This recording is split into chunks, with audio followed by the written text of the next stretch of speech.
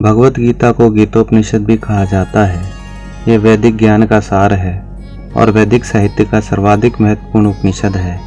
निसंदेह भगवत गीता पर अंग्रेजी भाषा में अनेक भाष्य प्राप्त है, अतएव एक अन्य भाष्य की आवश्यकता के बारे में प्रश्न किया जा सकता है। भगवत गीता का मर्म भगवत गीता में ही व्यक्त है। यह इस प्रकार है, यदि हमें किसी औषधि विशेष का सेवन करना हो तो उस पर लिखे निर्देशों का पालन करना होगा। भगवत गीता के वक्ता भगवान श्री कृष्ण है। भगवत गीता के प्रत्येक पृष्ठ पर उनका उल्लेख भगवान के रूप में हुआ है। निसंदेह भगवान शब्द कभी कभी किसी भी अत्यंत शक्तिशाली व्यक्ति या किसी शक्तिशाली देवता के लिए प्रयुक्त होता है, और यहाँ पर भगवान शब्द का निश्चित रूप से भगवान श्री कृष्ण को एक महान व्यक्तित्व वाला बताता है।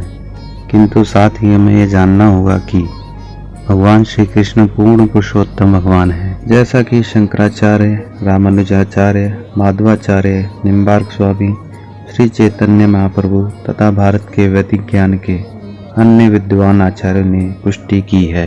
भगवान ने भी स्वयं को भगवत गीता में परम पुरुषोत्तम भगवान कहा है, और ब्रह्मा संहिता में तथा अन्य पुराणों में, विशेषतया श्रीमद् भगवत पुराण में, जो भागवत पुराण के नाम से भी विख्यात है, इसी रूप में स्वीकार किए गए हैं। भगवत गीता को सर्वप्रथम सूर्यदेव को बताया गया। सूर्यदेव ने मनु को बताया, मनु ने इक्ष्वाकु को। इस प्रकार गुरु परंपरा द्वारा यह योग पद्धति एक वक्ता से दूसरे वक्ता तक पहुंचती रही, लेकिन कालांतर में छिन्न भिन्न हो गई थी। इसलिए भगवान को अर्जुन को पुनः बताना पड़ा। वे अर्जुन से यह कहते हैं कि तुम्हें यह परम रहस्य इसलिए प्रदान कर रहा हूँ क्योंकि तुम मेरे भक्त तथा मित्र हो। इसका तात्पर्य यह है कि भगवत गीता ऐसा ग्रंथ है जो विशेष रूप से भगवत भक्त के लिए है, भगवत भक्त से निमित्त है।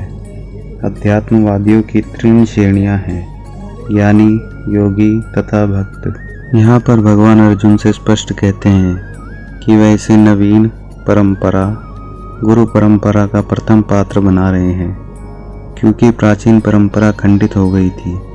अतएव यह भगवान की इच्छा थी कि सूर्यदेव से चली आ रही विचारधारा की दिशा से अन्य परंपरा स्थापित की जाए, और इनकी यह इच्छा थी कि उनकी शिक्षा का वितरण अर्जुन द्वारा नए सिरे से हो।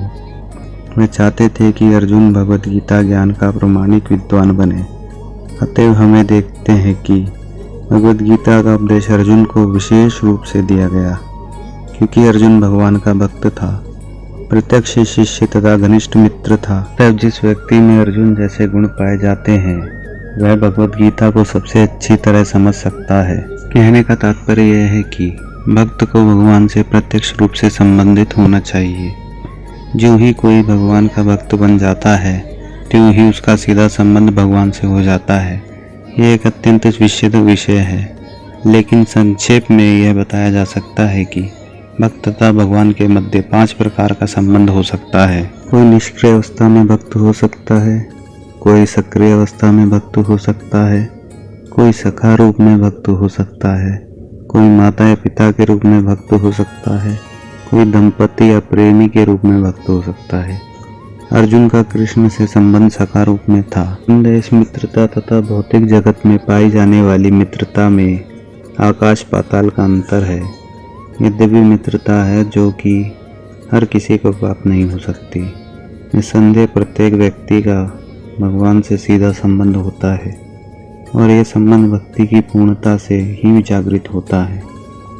किंतु जीवन की वर्तमान अवस्था में हमने न केवल भगवान को भुला दिया है, अपितु हम भगवान के साथ अपने शाश्वत संबंध को भी भूल चुके हैं।